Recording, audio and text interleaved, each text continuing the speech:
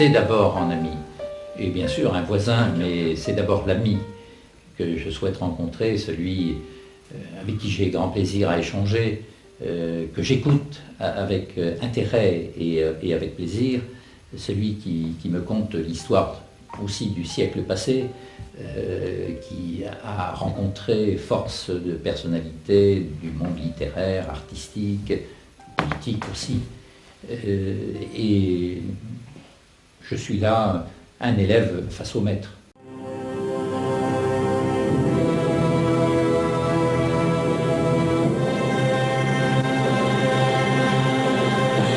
Bonsoir et bienvenue à Nulle part ailleurs. L'invité de ce soir, c'est Barbe Bleue, le vrai, le fameux Gilles de Rais, dont l'histoire et la légende ont fait un monstre, mais qu'un homme a entrepris de réhabiliter. Alors voici ce soir l'avocat de Barbe Bleue, Gilbert Proutot. Je voudrais d'abord qu'on dise deux mots de vous, parce que pour les plus jeunes, il faut quand même qu'ils sachent que vous êtes un personnage extravagant. Extravagant. À quel âge vous avez eu le prix Gérard de Nerval ? 22 ans. 22 ans, pour un recueil de poèmes, donc. Oui, et c'était à sa création, ce prix Gérard de Nerval, et il y avait dans le jury Carco, Macorlan, Paul Force, qui était fabuleux pour un gamin. À quel âge vous avez été champion de France d'athlétisme ? 26 ans. Après, donc. Oui. Donc vous étiez le seul qui... Vous couriez quoi ? Mais le son en longueur. Alors vous sautiez en récitant des poèmes. Enfin, je récitais des poèmes en sautant plutôt. Ah, vous récitiez des poèmes en sautant. Non, mais enfin, je veux dire que c'est déjà assez peu courant quand même. Oui, hein. alors... Vous êtes un athlète de haut niveau et puis un poète en même temps. Oui, enfin, de niveau moyen, là. On peut dire d'abord deux mots de Barbe Bleue, parce que pour moi, Barbe Bleue, c'est le conte de Perrault. Hein. Mais alors, ce qu'il y a d'extraordinaire dans le conte de Perrault, c'est que ça n'a aucun rapport avec Gilles de Rais. Sauf la barbe, le titre. Mais non, mais dans l'armée de Jeanne d'Arc, Gilles de Rais, qui commande cette armée, car c'est très important, selon le mot de Caviglioli, dans la campagne de libération de la France, Jeanne a été l'âme, Gilles a été le cerveau. Il avait quel âge ? Il avait 23 ans. 23 ans, il était maréchal de France. Hein. C'est à vraiment 24 ans. un grand guerrier et un héros. Hein. Mais ça a été le premier libérateur du territoire. Or, le monstre a étouffé le héros. C'est ce qu'il y a dans aucun manuel d'histoire, vous ne voyez le rôle. Voilà. Toutes ces victoires, on fêtait le 18 juin, car il y a 3 dates. Un jour, Malraux, dans mon film du HAI Paris dont vous me parlez, m'a dit « Vous n'avez pas mis le 18 juin ?» Je lui dis « Lequel ?» Il dit ben, « Il l'appelle Général de Gaulle. » Non, il y en a 2 autres, Waterloo, enfin celui-là, oublions-le, et Patay. Patay, c'est très important, c'est la naissance du royaume de France. Voilà, alors vous avez compris qui est ce monsieur Proutot, Gilbert Proutot, que vous ne connaissez pas, champion d'athlétisme, poète, et reconnu par un sacré prix quand même. Il a eu plein d'autres prix depuis, il a fait plein de romans. Moi, je l'ai connu à la télé. Vous avez fait combien de films ? J'ai fait 3 longs métrages et j'ai eu 3 prix de festivals internationaux. Donc, et aujourd'hui, il est là pour défendre Barbe Bleue, hein, parce que il est vendéen, il faut dire, et que Gilles de Rais était vendéen. Alors, on va jeter un coup d'œil rapide, et puis vous verrez, je voudrais tout le temps nous expliquer pourquoi ça n'a rien à voir avec le monsieur qui tuait ses femmes, pourquoi c'était sûrement pas un petit saint, mais pourquoi ça a sûrement été la victime d'un sacré complot, hein, pour lui piquer son fric. Et c'est taire, on est d'accord. Oui, mais vous êtes un bel avocat, je vous le dis tout de suite.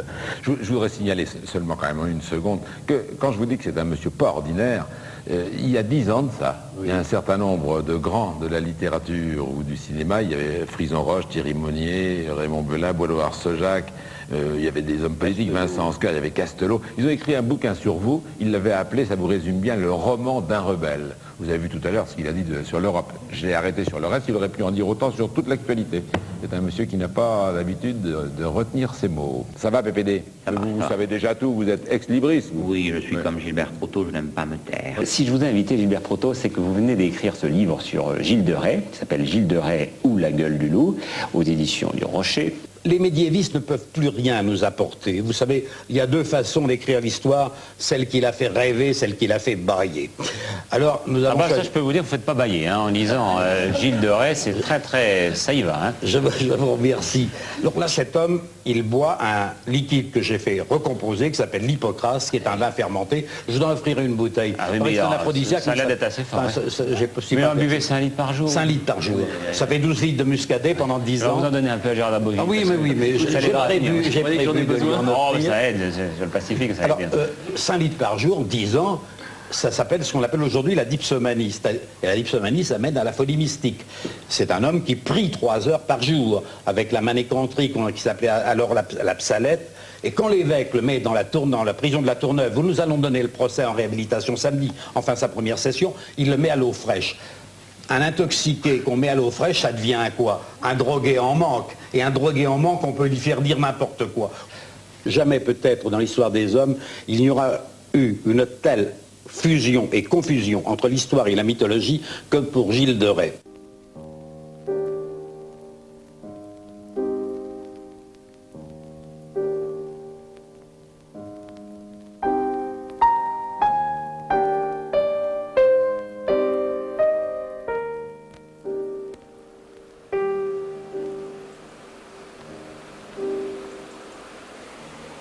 Ça se passe en 1925, là. J'avais 7 ans. J'habitais chez mon grand-père. Et un jour, une troupe de forains est venue projeter un western sur la place de l'église. Il y avait un écran immense. Tout le village était là. On n'avait jamais vu ça. Et ça m'a marqué profondément. Mais Salvador Dali me disait, mais le subconscient met 20 ans à mûrir une idée. Et 20 ans après, j'ai débarqué dans le cinéma. J'avais d'abord pensé Les Rendez-vous de Paris, puis ça faisait quand même un peu amoureux. Alors j'ai pensé au proverbe allemand, Liebe wie Gott in Frankreich, heureux comme Dieu en France, et donc j'ai dit Dieu a choisi Paris. Ce titre a été très contesté, il ne pouvait pas y en avoir d'autres, parce que c'était une telle suite de miracles que des 4 coins de la planète, des hommes porteurs d'un message, des hommes inventeurs de visions nouvelles se rassemblent entre Montmartre et Montparnasse comme répondant à un appel mystérieux que Van Dongen vienne du fond de la Hollande, Picasso d'Espagne, Juan Gris d'Argentine, Tolstoï de Paris, Rilke d'Allemagne, que du monde entier comme répondant à un appel. Ce rendez-vous avec quelque chose de supraterrestre. Et c'était à Paris que ces gens-là se sont retrouvés et qu'ils ont changé l'essentiel de toutes les règles éthiques et esthétiques qui régissaient les arts avant eux.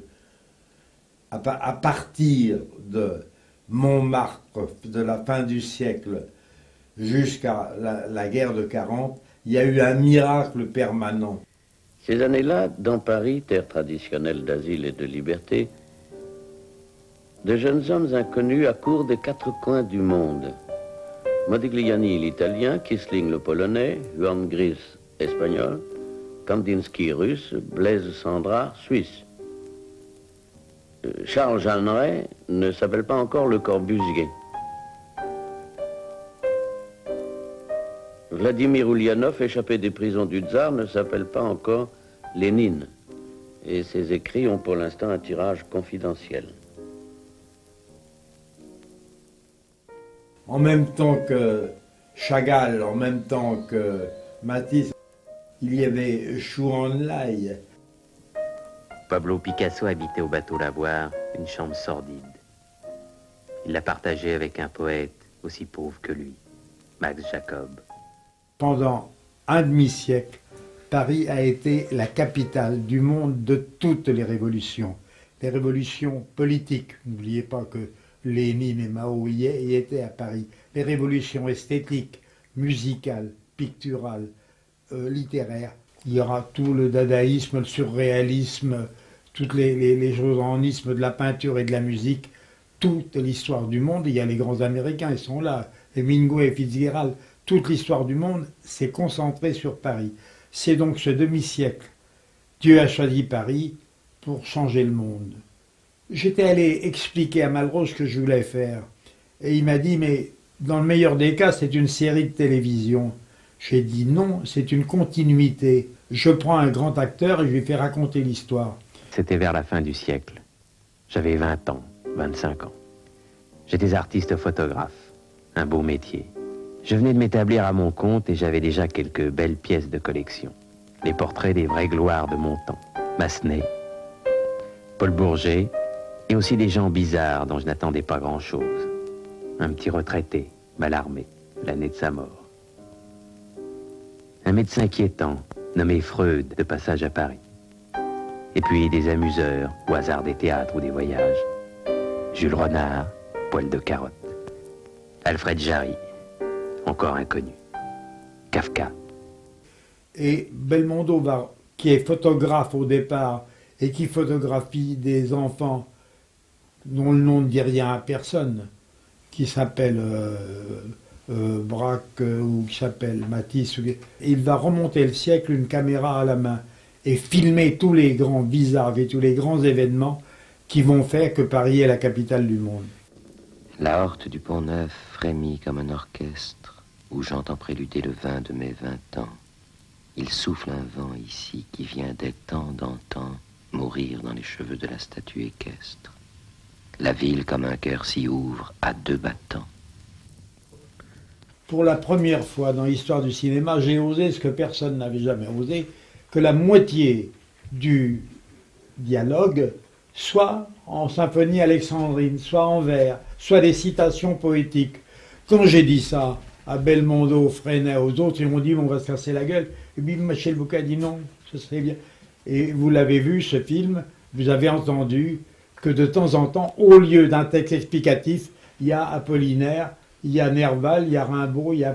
Et ça, c'est un complément, un supplément musical.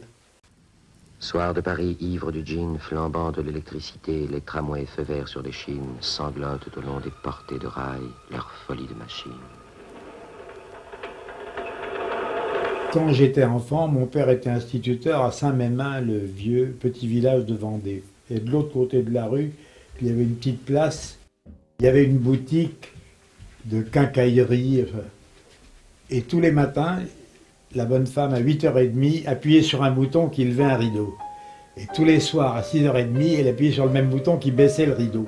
Et ça, pendant 50 ans de sa vie. Et ça m'a créé une sorte d'obsession, se renouveler, changer de peau. C'est pour ça que j'ai commencé ma vie par le sport, par la poésie. Je suis passé au roman, aux biographies, puis à la télévision, puis au cinéma, puis aux conférences internationales, toujours essayer de ne jamais être esclave d'un métier et être rivé à tourner la même meule toute sa vie.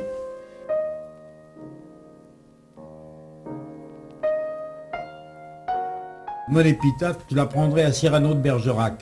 Il a vécu sans pacte, libre dans sa pensée autant que dans ses actes. Et j'ajouterai le dernier mot que j'ai préparé, parce qu'un dernier mot ça se prépare. Je vais savoir enfin si Dieu gagne à être connu.